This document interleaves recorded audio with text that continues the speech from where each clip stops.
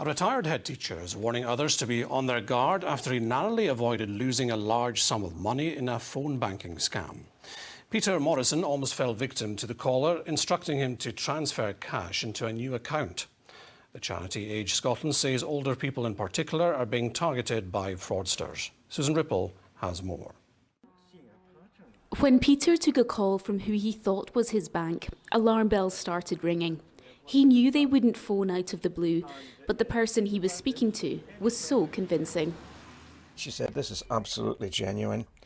Look at the back of your bank card and you'll see a number there." And then I looked at the screen of my phone and the number was exactly the same.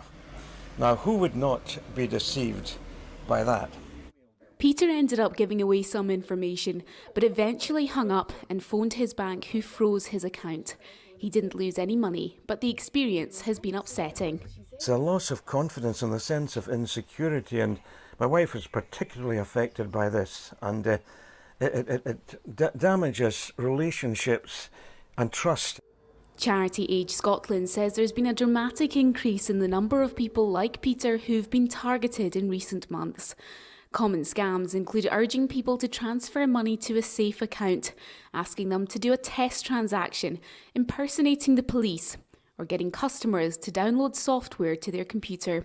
Anything that is unannounced, don't be afraid to just either shut the door, hang up, or switch off, and do that, because that is the best. You're better being safe rather than sorry.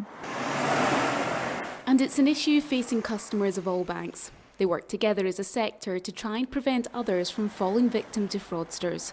Of course, it's a responsibility of the bank that the customer banks with to do all they can to keep their customer safe, but we do work together, and not only across the banking industry, but we work closely with law enforcement and the government as well. And the goal is to try and prevent attacks before they happen, but of course, if one does happen, to work together to try and hunt down the criminal that perpetrated it. Peter is relieved no money was stolen, but he'll be even more vigilant in future after experiencing firsthand just how convincing these scammers can be. Susan Ripple, STV News, Glasgow.